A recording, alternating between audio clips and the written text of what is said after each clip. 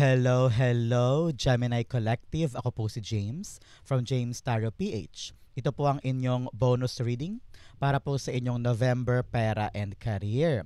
So mga Gemini, let's begin. Inhale and exhale. At the center of your reading, you have the Five of Cups. Beautiful. In the area of what you want, you have the Eight of Cups. Lovely. In the area of what you need, you have the Five of Wands. Beautiful. In the area of what's affecting your current energy, meron po kayong Queen of Cups. In the area of your near future, you have the King of Pentacles. Beautiful. In the area of your challenge for the month, meron po kayong Tower card. Interesting. Mamaya pag-usapan natin yan. In the area of your fortune, wow, Wheel of Fortune. Napakaganda. In the area of your divine messages, meron po kayong Page of Cups. At ang outcome nyo po for the month para sa inyong pera at career, eto yon. Mamaya po sabay-sabay natin siya bubuksan at the end. But first, Gemini, thank you po muna sa mga donations po ninyo. Saka po sa mga hindi nag-i-skip ng ads. Yan lang po yung tanging paraan para po supportahan nyo ako every time na meron po tayong free reading for Gemini dito sa ating channel. So from the bottom of my heart, thank you po talaga sa mga hindi nag-i-skip ng ads. So, at the background of your energy for the month, you have the Eight of Pentacles. This time around, kitang-kita ko, Gemini, you're about to work on something. Meron kang bagong aasikasuhin. And dito, parang dito ka mag-excel, mag-grow, no? Panahon na para kumilos ulit tayo. Parang ganyan, no? At nakita ko rito, very, very masigla. Some of you are getting that promotion, getting that new job, o kaya meron kang aasikasuhin na bagong negosyo, bagong activity, na talagang doon swak yung abilidad mo, doon swak yung kakayanan mo. At kitang-kita ko na hindi ka man expert, pero kita ko na bihasa ka dyan at kayang-kaya mong gawin yan. Parang ganun. Nakita ko na makukuha mo na talaga yung destined job or yung passion mo talaga lalabas sa bagong pagkakataon na to. So, napakaganda for you. A new opportunity, a new job, a new life, a new beginning. Nakita ko rin na dito ka mag-excel at dito ka talaga unti-unting aangat because alam mo ko paano yung pasikot-sikot nito. Okay? At the center of your reading, you have the Five of Cups. This is your overall energy para sa buwan na ito pagdating sa inyong pera and career. Kitang-kita ko rito, time na for you sa transition, Gemini. You're moving away from something na talaga namang hindi na talaga para sa'yo. Parang ito ay buwan ng realization, Gemini. Na-realize mo na, ay tapos na pala yun, give up na pala ako dyan, bitaw na pala ako dito, kasi wala na akong aasahan. Rurok na yon, dulo na kumbaga. And now, meron naghihintay sa'yo na bagong opportunity. At kitang-kita ko talaga, swak sa'yo ito. Ito yung destined for you, na dyan ka talaga mag-e-excel at tataas. Kasi na-realize mo, ay, ito yung missing puzzle piece sa buhay ko. Ito talaga yung talagang buong-buo para sa'yo, no? So, narinig ko dito, wag mo nang panghinayangan pa yung mga tapos na, yung mga natapos na at saka hindi para sa'yo. Kasi meron kang yayakapin ng mga bagong bagay at doon mo na lang daw ituon ang iyong sarili. You have 5-5 here. It's all about change. Change, Wheel of Fortune, change the Tower card. So, napakaraming cards. Isa pa, Eight of Cups, talagang lilipat ka, tutulay ka, no? So, nakita ko talaga yung mga matinding pagbabago sa buhay mo this time. You are channeling your life on a different way, going from a different job to the other, or different country, or different career path. More so, sabi dito, yakapin ang pagbabago because nandoon ang excellence. Doon ka talaga yayabong at kikilalanin, okay? So, Gemini, clarify natin si Five of Cups. So nga pala, Gemini, saan po kayo nanonood ng ating reading for today? Comment down below. Saan parte po kayo ng Pilipinas o buong mundo nag-e-enjoy ng ating bonus reading para sa inyong pera at career? Sulat nyo po sa baba. Feel free. The Five of Cups, meron kang The moon card. Okay. Moon card, kitang-kita ko yon temporary kaba mo or alinlangan mo at duda mo sa mga magaganap. You feel like you're so lost. Feeling mo hindi mo alam ang gagawin, saan kang direksyon pupunta, ano nang mangyayari sa buhay ko. Parang ganyan. You are so, parang talagang hindi alam kung ano yung mga magaganap. Very, very unclear, uncertain, ano? At marami ka mga questions. Sabi mo, bakit nawala yun? Bakit nasayang yun? Saan ako pupunta ngayon? Ano na naghihintay para sa akin? Kailangan ko ng garantiya, kailangan ko ng panghahawakan. And the moon card is really telling you, just trust your intuition. Because this is a very dark, parang malabo pa sa dako paroon. Pero kung kayang-kaya mo manalig sa sarili mo na, okay, kung aalis ako dito, alam ko may darating na bago. That is faith beyond the shadows, no? Beyond the dark. Kahit madilim, malabo, napaka-uncertain, pero nananalig ka na may darating na bago. At meron ibibigay sa akin si God na mas higit pa kumpara sa mga nawala. Okay? So, manalig ka. Kakampi mo ngayon si the moon card. And ito yung card na sinasabi na malalaman mo rin ang truth, ang sagot on the right time. So ngayon, lahat ng questions mo, i-reserve mo muna yan because ibibigay sa'yo ni God ang kasagutan sooner than later. Okay? In the area of what you want, you have the Eight of Cups. Si Eight of Cups dito, gusto mo nang umalis sa isang lugar o sa isang endeavor sa buhay mo.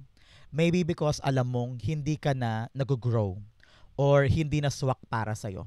Kasi you want excellence eh. Gusto mo na kilalanin ka, maging solid ang trabaho mo, maging permanente, magkaroon ng talagang swak na kita for the family. And ayaw mo nang manatili sa isang trabaho na parang hindi ka pinapahalagahan at hindi ka na masaya. Wala na doon yung amor mo eh. Parang you're not contented anymore with what's happening. Kaya ngayon, ready ka na talagang umalis at tumulay sa mga bagong pagkakataon. Binasag mo na yung mga ilusyon na akala mo ganto, akala mo tama, akala mo maganda pero hindi pala. May expiration date pala yun. So, ngayon, ready ka na tumulay sa pagbabago sa life mo, which is good for you. Okay? Clarify natin yan. The Seven of Cups. Siya nga pala, Gemini, since ito po ay pera and career reading, isulat mo naman sa baba ang iyong financial manifestation. For example, this month I manifest, makabili na ako ng bahay. This month I manifest, mabayaran ko na yung utang ko kay kumare. O kaya this month I manifest, matapos ko na yung bills ko sa school ng mga anak ko. Parang ganyan. So, isulat mo yan sa baba, it will come true. The Eight of Cups is being clarified by the World card. Yes, talagang you're closing a chapter in your life. Talagang papasok ka na sa bagong chapter ng buhay mo. Ready ka na na isara kung ano man yung mga natapos at mga nakapanakit sa'yo or mga na-realize mo lang bigla na ay, okay na ako, end na to, move on na ako sa bagong bagay kasi hindi na ako masaya or hindi na to fulfilling for me. And you are now ready to come out of your shell, ready ka na for new adventure, at handang-handa ka na abutin yung mga pagbabago sa life mo. May changes talaga ako nakikita dito at yun ang mga magaganap sooner, okay? In the area of what you need, you have the Five of Wands. This time around, Gemini, sa yung mga pagbabagong gustong gawin, kitang-kita ko rito yung parang hindi mo kasundo yung maraming tao sa paligid. Maybe because they are not in favor sa mga balak mong gawin. Ano? Parang gusto mong gawin to, sila iba ayaw nila yan. So, parang may friction, may banggaan, or may yung hindi pagkakaunawaan. Pero sabi sa'yo na yung spirit guides, laksan mo ang loob mo, ipaunawa mo sa kanila kung gaano, boom, King of Pentacles, ka-stable itong bago mong pupuntahan. Kung gaano ito magpo-fulfill ng iyong career o ng iyong negosyo. Kung gaano ka dito mag-excel more than dun sa mga iiwanan mo.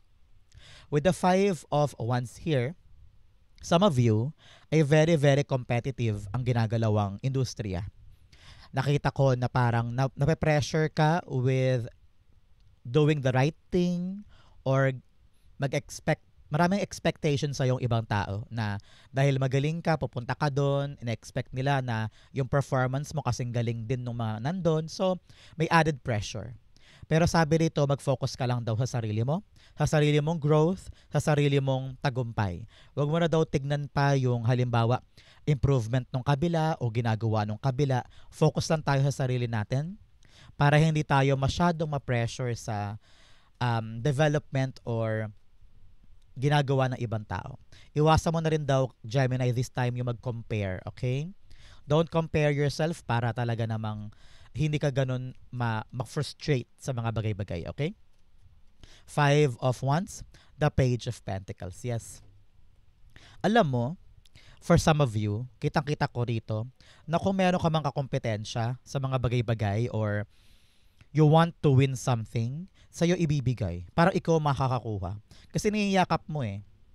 So, kung meron po kayong ina-undergo ng halimbawa, ikaw ang dapat piliin or you want to be the chosen one no, sa isang proyekto, sa isang trabaho, sa isang ginagalawan mo, huwag ka mag-alala. Kitang-kita ko rito yung pag-develop in your part ng blessing. Parang sa'yo ibibigay ganyan. Pwede ring task, assignment, promotion, ganon. But for some, nakita ko rito sa ibang Gemini po dyan, na mag-focus ka lang talaga sa ginagawa mo. Hayaan mo yung ibang tao. Kung chaotic sila, dramatic, palaaway, magugulo, hayaan mo sila. Mind your own business, mind your own growth. Kapag nakafocus ka sa'yo, okay ka. At walang distraction sa paligid, okay? In the area of what's affecting your current energy, meron po kayong Queen of Cups. Si Queen of Cups, sinasabihan ka na yung spirit guides this time, follow your heart.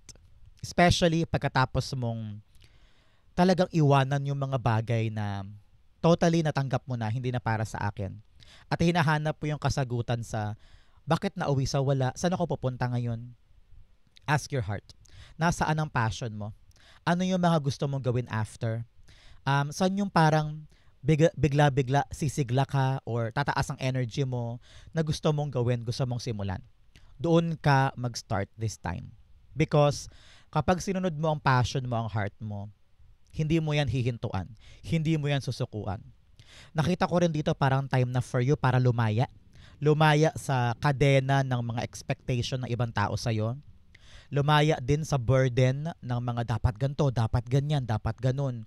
Parang for a very long time, you've been following orders from other people. And ngayon, parang gusto mo namang sundin yung sarili mo. Gusto mo namang hanapin yung kaligayahan mo at i-explore yung tagumpay na mag-uugat sa passion mo. With the Five of Cups here, ngayon nagsisimula ka na ulit at sumusubok ka na ng mga bagong bagay, lahat ng duda mo, mawawala ito. At yung susundin mo, ang bibigay sa'yo ng genuine happiness talaga. So, i-clarify pa natin to. The Queen of Cups is being clarified by the Fool card. Yes. Wow, wow, wow. Napakaganda nito. Tatlong cards naman din na nagsabi sa atin ng mga bagong simula mo. With the Page of Pentacles, getting a new opportunity. Ikaw talaga yung nanalo. Ikaw talaga yung bibigyan ng pagkakataon. World card, entering a new portal. And then, meron ka pang the Fool card, entering a new opportunity. Talagang bagong pagkakataon ito. So, nakita ko rito, take risk by finding what makes you happy.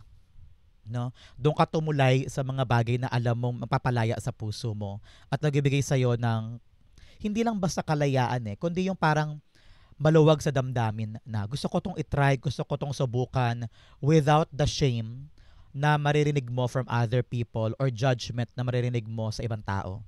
Parang kiber ka na dun You want to have something na matagal mo nang gusto at dito ka magsisimula. So ngayon, humakbang ka, take risk, take this leap of faith at makikita mo worth it lahat yan. Especially here, in your near future, napakaganda mo. With King of Pentacles, stable ang pagkakakitaan. Stable ang pera. May solid foundation ang inaasikaso mo. Kitang-kita kita, successful ang iyong negosyo. Kung negosyo man tong balak mo simulan, kung trabaho man ito, na balak mong i-take a leap of faith, talaga namang permanente at going strong ang trabaho na yan. But nevertheless, kitang-kita ko rito, yung pera mo okay, yung career mo okay, at talagang stable for you. Nakita ko rin dito, sabi na yung spirit guides, paalala, maging practical ka, Gemini, sa bawat hakbang, sa bawat ginagawa. Kailangan sigurista, kailangan hindi ka kikilos ng patalo or pabara-bara, no? Para mapangalagaan mo lahat ng naipundar mo with this move. Marami kang ni-risk, marami kang iniwan, marami kang nilabanan, at marami kang niyakap na mga pagkakataon at sinugal mo ito. So ngayon, paalala sa'yo, use your skills, use your ability para lalong lumago tong inaalagaan mo. Okay? Clarify natin. The King of Pentacles is being clarified by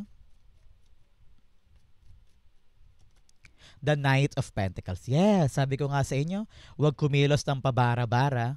Dapat pinag-iisipan, binubusisit, tinitimbang, bago ka magbigay ng pera, bago ka magpundar ng kung ano, or bago ka mag-decide about your career path, no?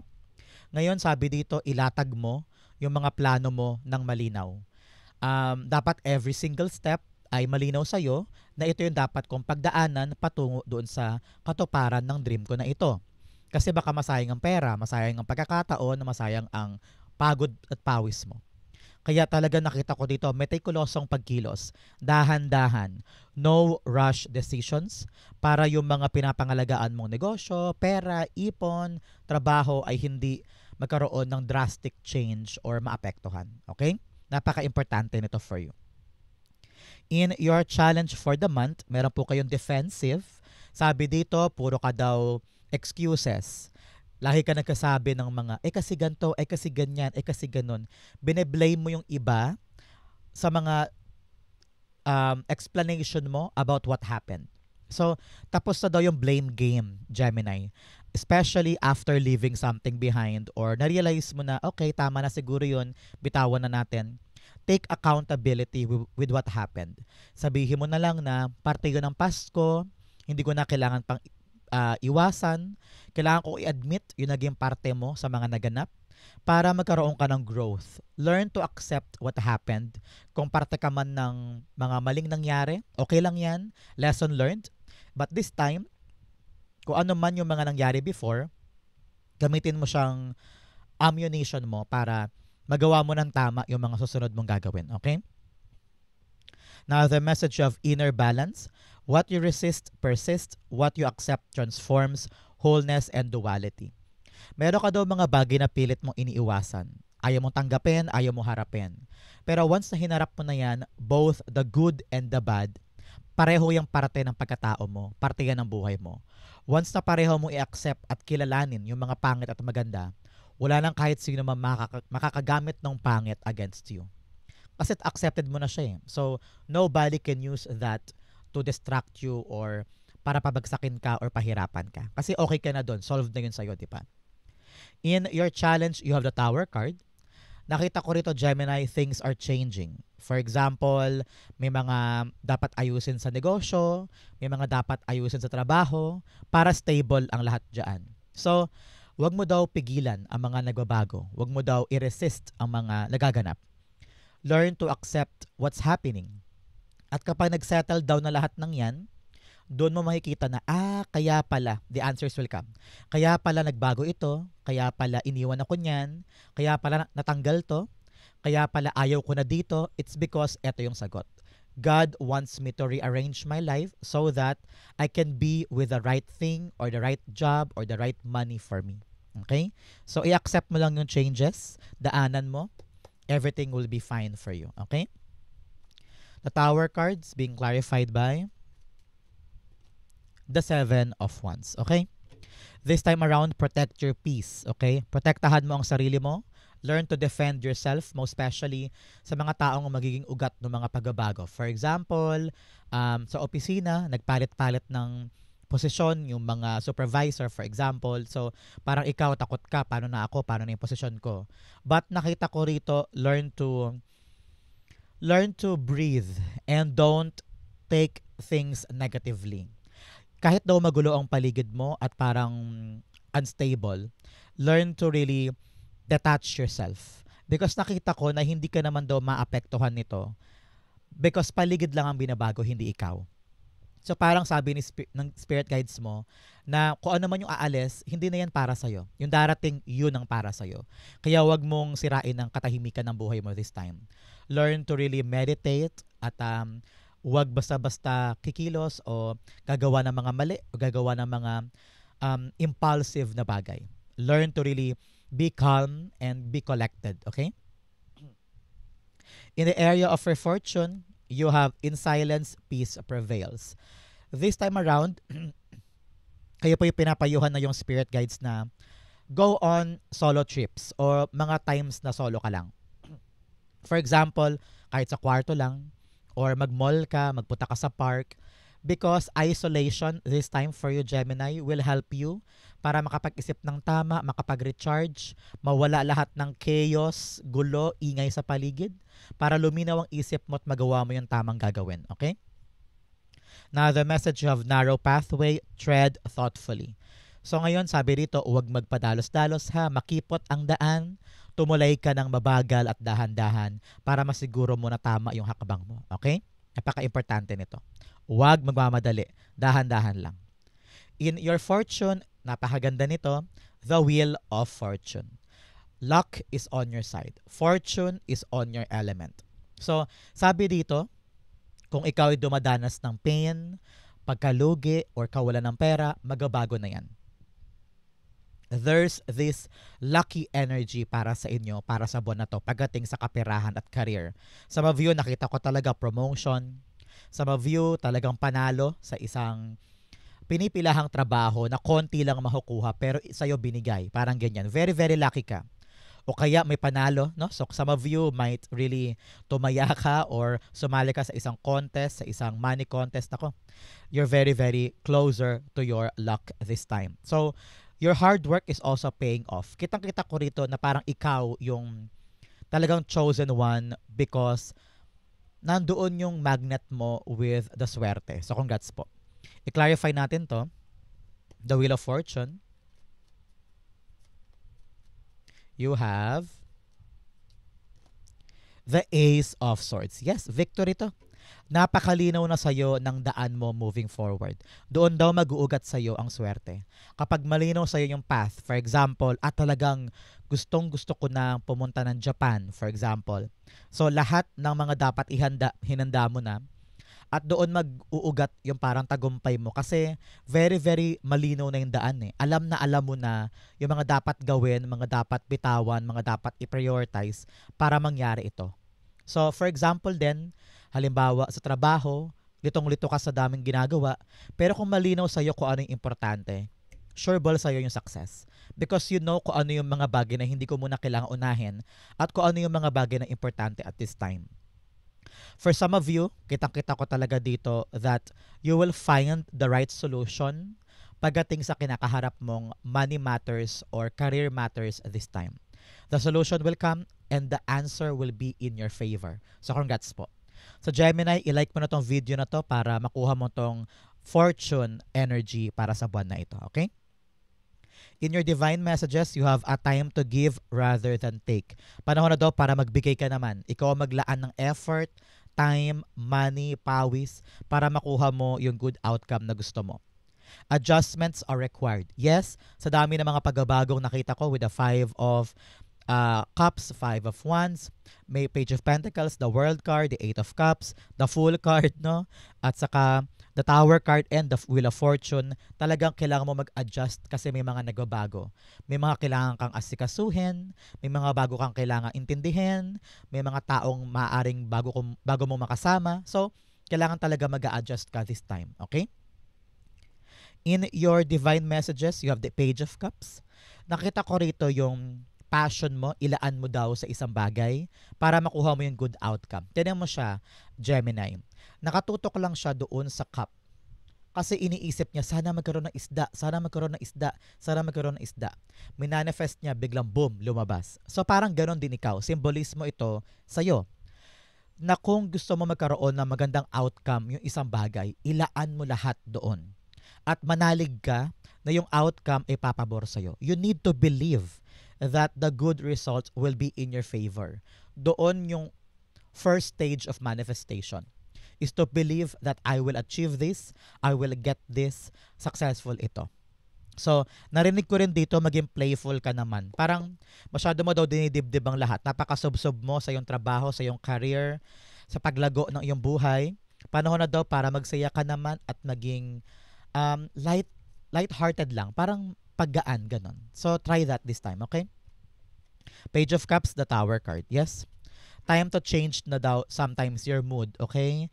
Daanin mo daw sa gaan lang, huwag mo masyadong dibdibin, learn to be creative and enjoy your life this time para makita mo yung ganda ng mga pagbabago.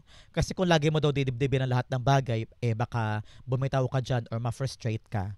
Pero kung dinadaanan mo to ng light lang at ina-enjoy mo yung proseso, magiging madali sa yung transformation, okay? Ang outcome mo ito, but first, bigyan mo na kita ng fortune cards. Unang-una, you have unicorn. Use your intuition. Yes, use your intuition to make beneficial changes. Wow. Talagang meron ka mga pagbabago sa life mo at mahagamit mo daw talaga yung intuition mo in the success of it. Okay? Another message of key, successful outcome to your problems. Congrats po. Matagumpay mo daw malalagpasan ng iyong mga problema this month. Another message of bridge, successfully overcoming a problem. Wow. Parehong cards nagsabi. So tapos na yung problema mo. Good for you. You have fox, shrewdness, and resourcefulness. Sorry. May ubo pa ako this time.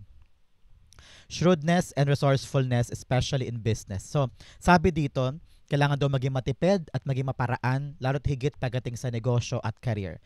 Magtipid ka daw sa pera at gamitin mo daw ng tama. Ganon din sa pagkapaikot ng pera sa iyong negosyo. Okay? Dapat ikaw ay tutok dyan. Pasensya na po sa ubo ko ha. Talaga namang meron pa akong remnants ng trangkaso. Ito yung ubo na yun. Okay? So, your November pera and career outcome, Gemini, you have the Two of Pentacles. Okay? This time around, your spirit guides are telling you you're about to embark this parang balancing buhay after this whole month. Nakita ko na balance na yung budget, okay na yung kaperahan, napoprovide mo na yung needs for the family, sa bills, sa mga utang, lahat yan na-handle mo na ng tama. Ganon din sa trabaho. Kung nitong mga nakaraang linggo, nakaraang buwan, parang gahol na gahol or kayod na kayod, pero ngayon okay na, balance na. Napapanghawakan mo na ng tama. At you are now focusing correctly, moderately pagdating sa advancement ng iyong trabaho. At everything now is fine. So parang nakakasayaw ka na sa dami ng kailangan mong panghawakan, which is good for you. Okay? Clarify natin si Two of Pentacles. Two of Pentacles is being clarified by the Hanged Man. Wow! Hanged Man, sabi dito, once talagang malinaw sa iyo yung mga priorities mo, yung mga bagay na dapat mong pangalagaan, yung mga bagay na dapat mong i-prioritize, everything now is smooth sailing. Wala nang delay, wala nang harang. Explain ko lang sa'yo. Kasi pag Two of Pentacles, ibig sabihin, ang dami mo nang hawak sa kamay mo. Mga bills, trabaho, pamilya, sarili. Pero kung tatanggap ka pa ng bagong trabaho na talagang magpapabigat sa'yo, baka hindi mo daw kayanin. Baka lalo kang ma-delay or ma-stuck, no? So, learn to say no sa mga bagay na alam mong hindi mo na kayang panghawakan or busy-busy ka na. So, kapag okay na yung mga kamay mo at talaga namang puno na yung schedule mo, matuto kang humindi para mapanghawakan mo pa to ng freely at maayos. Para walang stuck, walang delay, walang aberya. Okay? So, dapat malinaw sa iyo yan, Gemini, this time. Okay? So Gemini, ito po ang inyong November pera and career. Sana po ay nakaresonate ka. Comment down below. Thank you again for watching Gandulo Gemini. I love you. This has been James for James Tarot PH. God bless everybody.